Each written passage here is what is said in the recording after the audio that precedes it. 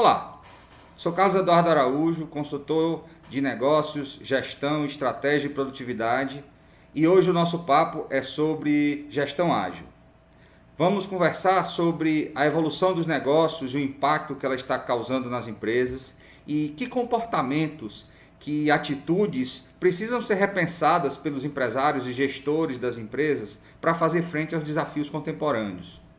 Vamos apresentar a gestão ágil, o que é a gestão ágil, como funciona, o quanto ela é diferente dos modelos de gestão tradicional e vamos falar sobre como implementar gestão ágil no seu negócio. Nesse bloco vamos conversar sobre a evolução dos negócios, das empresas e o impacto que isso tem causado no jeito de funcionar, no modelo de funcionamento das organizações nos dias atuais. Quero começar compartilhando a evolução da indústria desde a Revolução Industrial até os dias de hoje. Nós tivemos, a partir do início da Revolução Industrial, na década de 1780, o surgimento da chamada Indústria 1.0, que representa a mudança do paradigma de produção artesanal para a indústria que nós conhecemos hoje. É a era da mecanização e que se dava a partir da utilização das máquinas a vapor. A partir de 1870 surge o modelo da indústria 2.0, que é fortemente influenciado pela eletricidade, que começa a funcionar como instrumento para ajudar a fortalecer as linhas de montagem. É nessa época também que surge o Fordismo, com as suas linhas de montagem e toda a produtividade que esse modelo passa a trazer para a indústria. É aqui que começa a produção em série, a produção em massa. A partir da década de 60, nós temos a indústria 3.0, onde a automação começa a ser protagonista. Nós temos fortemente a intervenção de modelos automatizados para aumentar ainda mais a produtividade da indústria, o avanço da eletrônica e toda a produtividade que isso traz. E a partir de 2010, nós temos a indústria 4.0, fenômeno que nós vivemos nos dias atuais, onde nós temos uma evolução drástica dos sistemas de tecnologia, cibernéticos, a internet das coisas é uma realidade, robôs autônomos nas indústrias, todo um questionamento sobre o papel da mão de obra das pessoas, como os robôs estão atuando nesse processo, e a computação em nuvem que revoluciona todo esse processo produtivo. As implicações dessa evolução se dão nas mais variados aspectos da nossa sociedade. Olhando para a evolução quanto consumidor, na indústria 1.0 e 2.0, o consumidor era visto como uma minoria. Era um mercado completamente emergente para produtos novos, produzidos de uma forma diferente, ficando cada vez mais baratos pelo fenômeno da produção em série, e você tem um mercado ávido por consumir essas novidades. Até a década de 60, década de 80 mais ou menos, nós temos o consumidor evoluindo no seu papel de protagonista na escolha dos seus produtos, mas ainda com uma postura muito passiva, adquirindo aquilo que a indústria estava disposta a fornecer e a vender. A partir da década de 80, nós temos, com o fenômeno, o surgimento da internet, o consumidor se torna muito mais exigente, porque ele passa a ter acesso a qualquer informação sobre qualquer produto, qualquer produtor ou consumidores que já adquiriram aquele produto. Isso muda radicalmente as relações de consumo. O consumidor atual, ele é muito mais exigente porque ele tem um acervo. Ele pode perguntar para quem não conhece se aquele produto é bom e acredita nessa pessoa que nem sequer ele conhece. Então, é uma verdadeira revolução que faz com que nós tenhamos muito mais dificuldade para poder entregar produtos que agradem aos nossos clientes. Porque certamente eles vão pesquisar sobre os nossos produtos, vão falar bem sobre os nossos produtos ou falar mal sobre eles e usar a internet, que é esse fenômeno que maximiza essa comunicação e faz com que qualquer produto de qualquer empresa seja muito mais conhecido, seja positiva ou negativamente. Do que diz respeito ao papel do trabalhador nessa evolução, ele começa como produtor na pré-indústria, lá no início da indústria, visto como, eu costumo dizer que ele é visto como braço né? Uma extensão das máquinas, que era aquele fenômeno que tinha surgido recentemente, estava encantando todos os envolvidos na indústria, e o homem surgindo como uma extensão necessária dessas máquinas. A partir da indústria 2.0, nós temos um trabalho evoluindo e várias preocupações sobre o papel do trabalhador nas organizações, o papel do empregado nas organizações. E aí a gente chega a discussões como satisfação no trabalho. Esses processos começam a acontecer a partir do século XX. Mas ainda o trabalho é visto como algo sem significado pelas pessoas. Era algo necessário para que se obtivesse renda e que se sobrevivesse no nosso mercado, no nosso universo. A partir da indústria 3.0, a partir da década de 80, nós temos o surgimento da importância do propósito para o trabalho.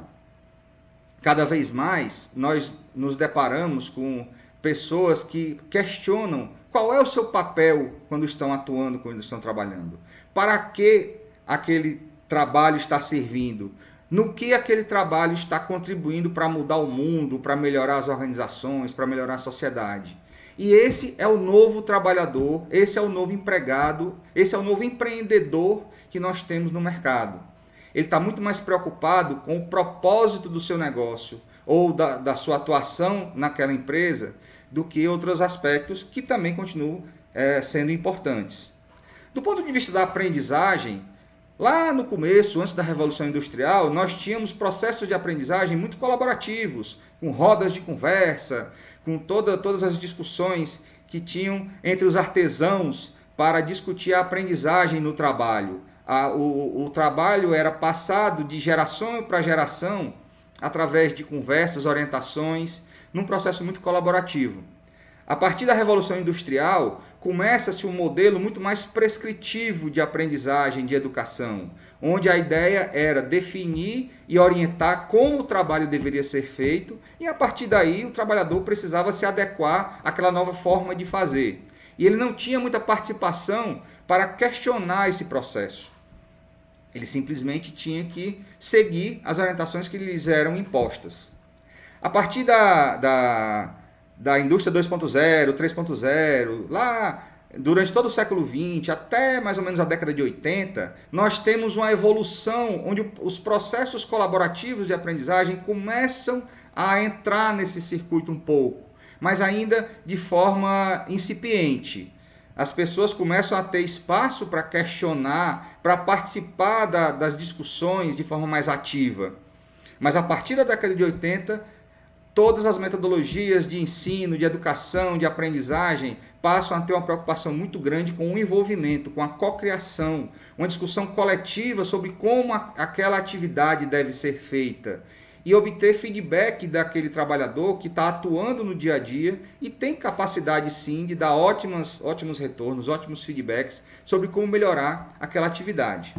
E finalmente, nós temos uma evolução significativa quanto ao papel do consumidor, que até os anos 2000, até os anos 90, era um consumidor que atendia a quem tinha autoridade. A comunicação até então era muito unilateral. As empresas comunicavam, vendiam seus produtos através dos meios de comunicação e o consumidor passava a perceber quem tem ou quem não tem mais autoridade na visão dele e adquiria esse ou aquele produto.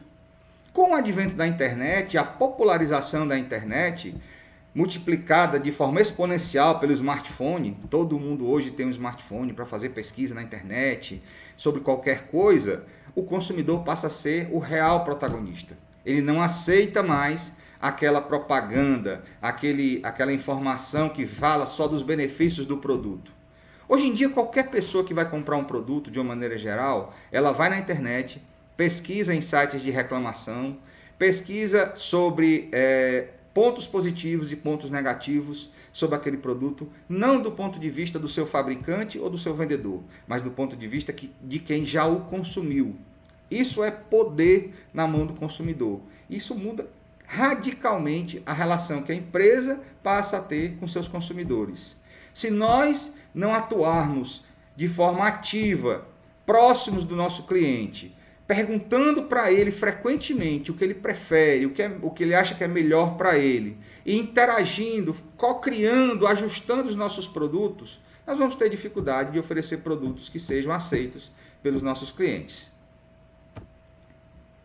Outro fato importante, outro dado fundamental, é o quanto a velocidade da informação tem influenciado na nossa forma de agir, de interagir, de aprender e de atuar no universo do trabalho. Para vocês terem uma ideia, o volume de dados criado entre 2014 e 2016 foi maior do que toda a produção de conhecimento de dados gerado na história da humanidade. Nós estamos multiplicando de forma exponencial todas as informações que estão disponíveis. Somos hoje mais de 3 bilhões e 500 milhões de usuários de redes sociais, com bilhões de interações diárias. Para vocês terem outra ideia, 4 bilhões de pessoas em todo o mundo assistem ao conteúdo de vídeo online postado mensalmente pelo YouTube. E no Google são realizados aproximadamente 3,5 bilhões de buscas por dia. A nossa relação com o conhecimento hoje é completamente diferente. E aí fica a grande pergunta: como é que eu lido com tanta informação disponível? Como selecionar aquilo que realmente é útil, aquilo que realmente é necessário para o meu aprendizado, para o meu desenvolvimento? Esse eu diria que é um dos maiores desafios da nossa sociedade atual. A informação ela está disponível, mas é preciso cultura, é preciso uma evolução importante da nossa sociedade para saber, inclusive, escolher, pesquisar e consumir aquilo que é considerado realmente importante. E nas empresas nós temos várias questões recorrentes que advêm desse processo evolutivo. O primeiro que eu queria compartilhar com vocês é o excesso de e-mails. Para vocês terem uma ideia, hoje se geram aproximadamente 293 bilhões de e-mails por dia. É muita coisa, né? E nas empresas nós ainda temos um outro problema. E-mail utilizado como instrumento de gestão.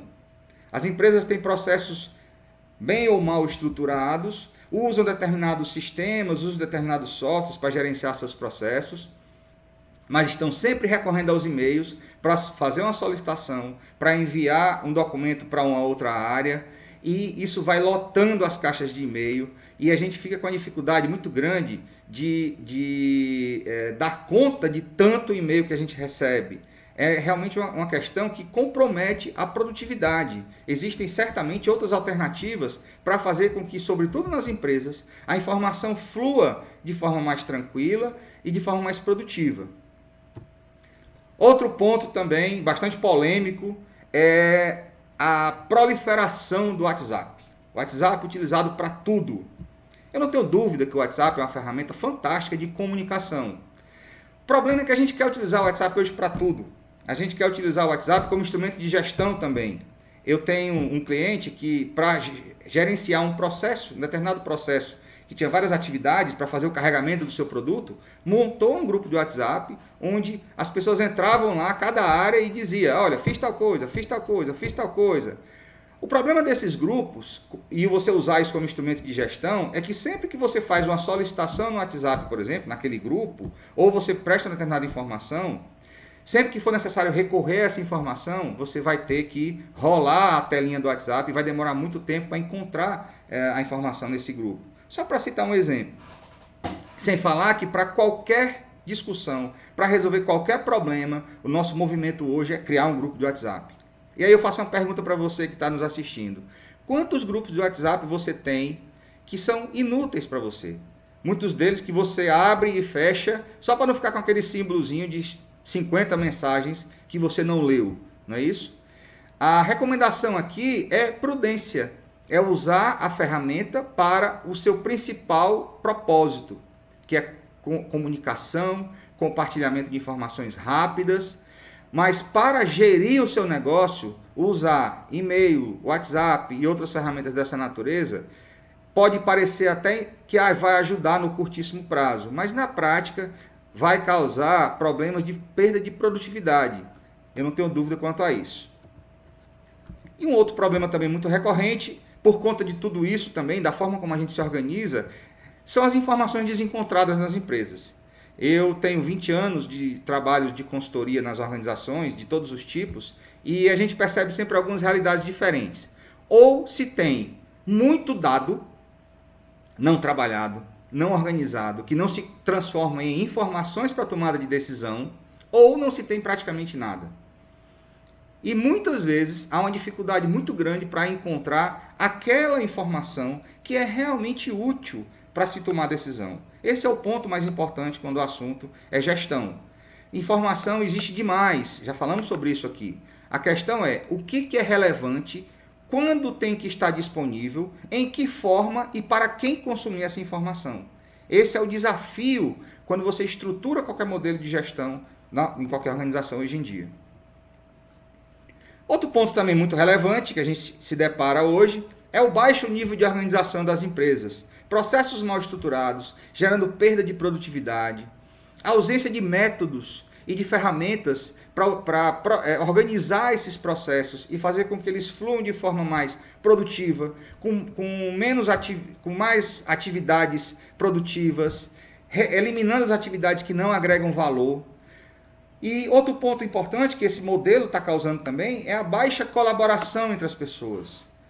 Ainda se vive muitos nos feudos organizacionais, onde eu passo a atividade da minha área para outra, sem tentar entender como o que eu estou fazendo tem impacto para o todo. E o próprio mindset, o próprio modelo de pensamento, não favorece muito a colaboração entre as pessoas. Isso está evoluindo, mas precisa evoluir muito mais. E o resultado de tudo isso é a baixa qualidade e a baixa produtividade das organizações na produção, na compra, na aquisição, na entrega e no trabalho com todos os seus produtos e serviços. E quando o assunto é planejar, eu costumo ouvir muito frases como essas, né? Poxa, Carlos, está difícil planejar, pois não sabemos quais serão os resultados finais desse momento. Não faz sentido planejar com tanta incerteza. Por que fazer planos agora se na próxima semana tudo estará mudado? Na verdade, existe um mito de que para planejar eu preciso de um ambiente estável. Isso é um grande mito. Na verdade, um processo de planejamento bem estruturado, leve, ágil e com um bom processo de execução fluindo, torna o plano vivo, como na verdade as organizações o são. A realidade ela vai ser cada vez mais inconstante. E nunca foi tão relevante pensar em planejamento, fazer planos e gerenciar a sua execução. É isso que vai assegurar que você vai conseguir executar mais, entregar mais, consequentemente ter mais produtividade. E na hora de realizar, como a gente tem todos esses problemas e ainda conta com poucos níveis de planejamento, o que a gente acaba tendo no dia a dia? Se você se identifica com esse slide, não se sinta só, né?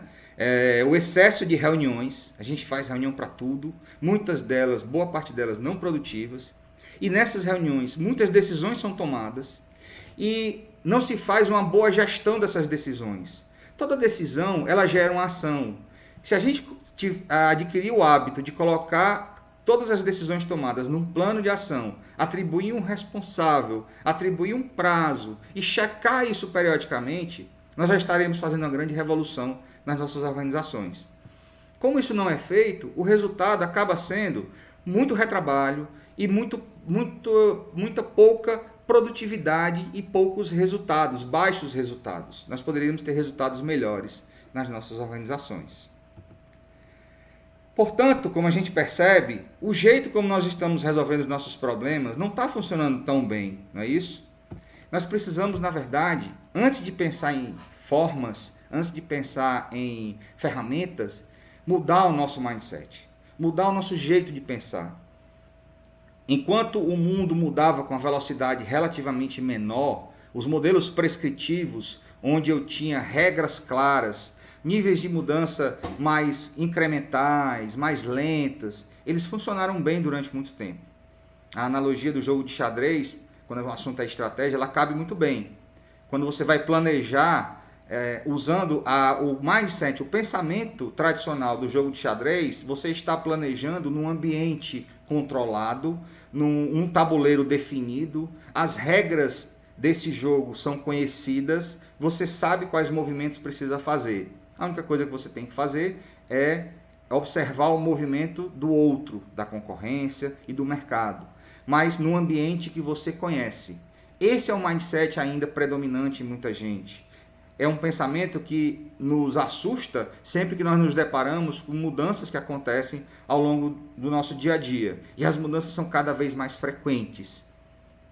Eu tenho usado a analogia do surfista surfando uma onda para representar esse mindset de crescimento, onde eu preciso ter muito mais flexibilidade, porque a onda não vai avisar que horas ela começa, ela não avisa quando ela termina, ela não avisa para que lado vai, e a gente tem que se moldar a essa nova realidade. Esse é um mindset onde o erro passa a ser permitido, porque eu preciso testar, eu preciso tentar surfar aquela onda para saber se eu vou conseguir obter um bom resultado naquela onda específica. E se não der, eu vou tentar de novo até conseguir surfar as melhores ondas. É um mindset que pressupõe muito mais colaboração, porque está provado que a inteligência coletiva ela funciona muito melhor do que se nós estivéssemos pensando em como solucionar um problema sozinhos. Usando a inteligência coletiva, 2 mais 2 é muito mais do que 4, né? Então, a gente precisa começar a olhar para o mundo como algo muito mais instável, como é o mar, e começar a olhar para as nossas posturas, para a nossa forma de agir, como alguém que precisa buscar muito mais flexibilidade. Observem o corpo desse atleta, desse surfista que está nessa imagem. Ele está completamente flexionado. E se ele não tiver essa flexibilidade, ele vai cair dessa prancha no primeiro minuto, no primeiro segundo. Essa é a postura que nós precisamos. E é aí que os modelos ágeis, a filosofia ágil, pode contribuir de forma decisiva.